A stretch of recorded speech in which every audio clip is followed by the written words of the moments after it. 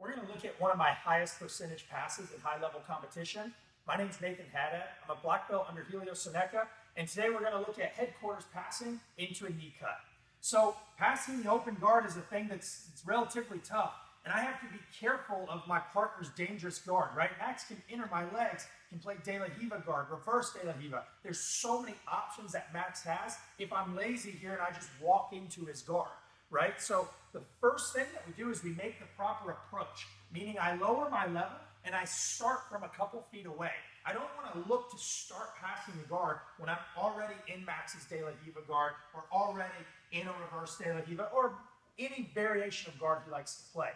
I set up my pass by first moving into an entry that we like to call headquarters. So I'm going to take my left hand and I'm going to stuff on Max's shin, okay?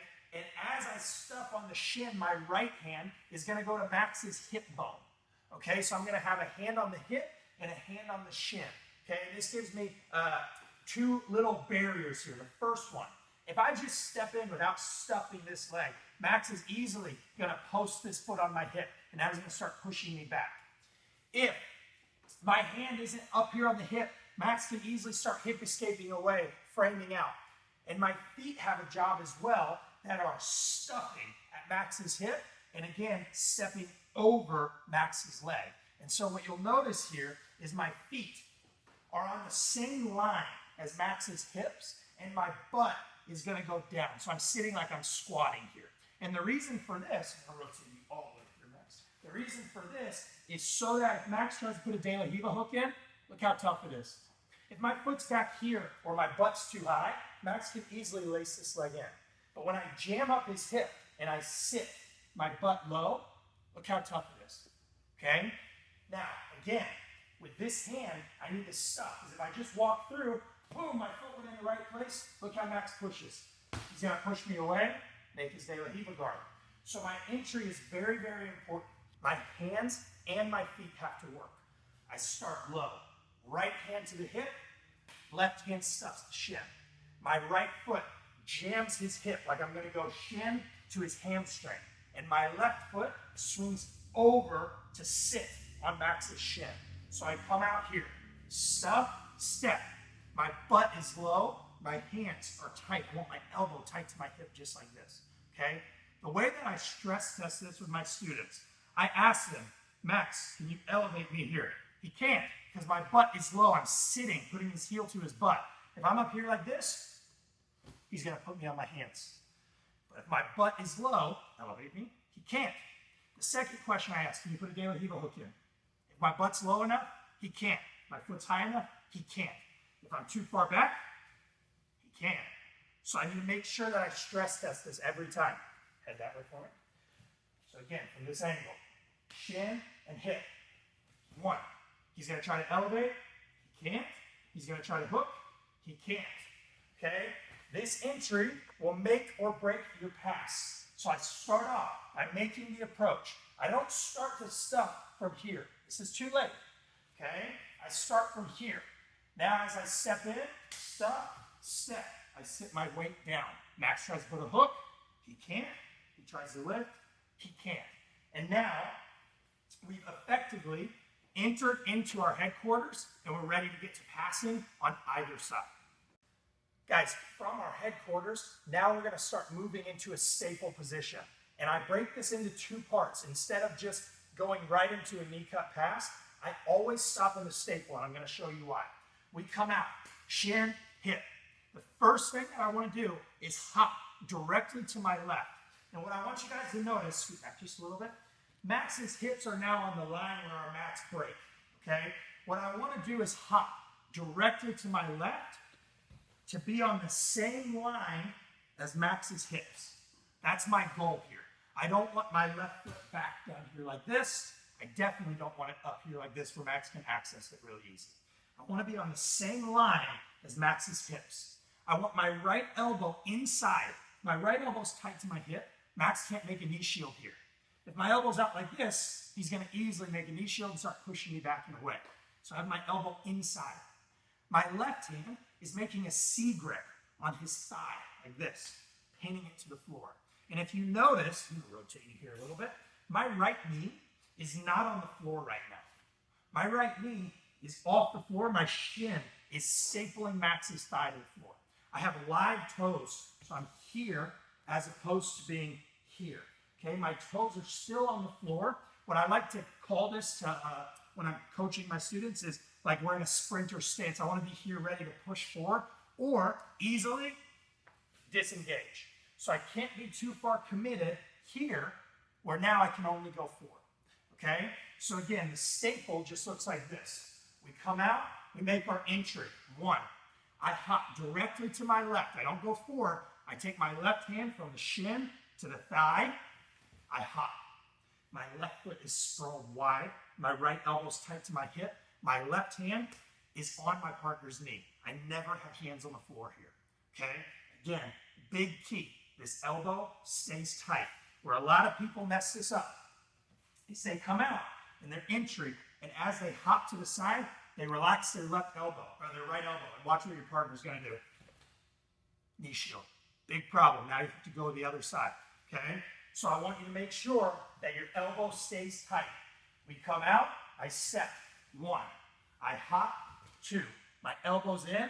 I'm blocking the knee shield. I'm pinning Max to the floor. And now I'm ready to pass using various passes like knee cuts, back step, hip and knee post. We have plenty of options once we get to our staple. So guys, once we get into the staple, now it's time to pass the guard. I think the easiest one to learn, the most effective, especially going from like beginner to intermediate to advanced, is a basic knee cut. Okay, knee cuts have a ton of different variations, and they're really, really good to deal with most types of guards. So with my hand on the hip and on the knee, the first thing that I need to make sure I have is an underhook. Okay, and that's going to be the most important thing on my knee cut. If I don't have an underhook, Max can easily take my back. Okay, so if I just try to slide through and maybe I went to hug Max's neck doing something silly like this, he's going to slide out the back and he's going to take my back. So I need to make sure that I have an underhook. The way that I do this is by taking my right hand from Max's hip, I punch it under. What I like to do is literally slide my fingers like I'm dusting off his rash guard here. I want to slide and I punch, turning my shoulder into Max this way. I want to go ribs to chest. So I want to get tight to Max as I punch this underhook here. Now, I like to put my head tight on the floor. And I'm going to take my left hand and gather Max's tricep. From here, the first action is just sliding my knee. Okay, so if I just slide through, no problem. I'm going to turn down, chest to chest.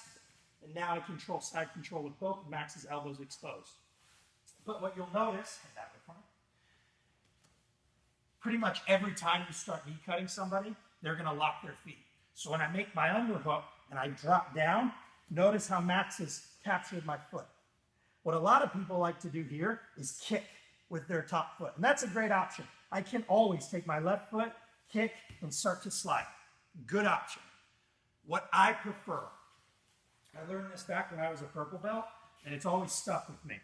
I like, when I'm posting on my head, to point my trapped knee down. And what this is going to do is make like a hip flexor stretch. So I'm going to point my knee down towards Max's feet like this. Once my knee's pointed, now Max can hold this as tight as he wants. My foot will always slip. And it's a really easy way to pass somebody's guard who's holding even tight. Now, once I pass, notice how my hips are off the floor, okay? Max has a lot of pressure, as you can see from his face. This sucks for Max. If my hips are on the floor, look how happy he is, right? But if I have my hips off the floor, look how sad he is. So I want my hips off the floor. I want to make him sad. From here, I'm going to take my left hand. I'm going to capture under Max's neck. I'm going to put my knee next to it. I connect. My butt is down. My knees are wide. My hands are connected with a gable grip. And now I'm nice and tight to Max. Again, both of his elbows are exposed. We always want to pass in this situation where I have my partner pinned. Okay? If Max had this elbow in tight and this knee in tight, well, this is going to be hard to hold him down. But if I have both of his elbows away from his body and his knees out, it's going to be pretty difficult for Max to escape. So I want to make sure I hold him nice and tight here. Okay? So, on this pass, just again, we're going to come out, stuff right into our entry. I hop into my staple. I immediately punch my underhook. Right hand, my head goes to the floor. My left hand makes an overhook. Look how I pull on Max's tricep here. With my head on the floor as an additional post, I'm going to set my left foot, point my right knee down and back, again, making that hip flexor stretch. And now I just slide my foot free. From here, my hips stay off the floor to put as much pressure on Max as I can. I'm going to turn down to my knees, connect my hands, knees wide, butt down. And now we passed his guard using our knee slice from headquarters, okay? I'll show you guys how to do this a couple times full speed. Typically, I come out, I make this approach. 1, 2, 3, and 4. Had that right for me? Come out. 1, 2, 3. Look how I punch the underhook. I make sure my chest goes down. Head to the floor, slide through, finish in top side control, okay? The nice thing about this pass is we can send it very quickly. I can be pretty strong with this. And again, it doesn't truly matter what kind of guard he's giving me. There's always an option for a reaction, okay? That's why I love this knee cut pass. Guys, passing the open guard is one thing. Passing the closed guard is an entirely different story. If you want to see how I pass the closed guard, you can click right here. If you want our full BJJ library, you can go to getselfdefense.com right here.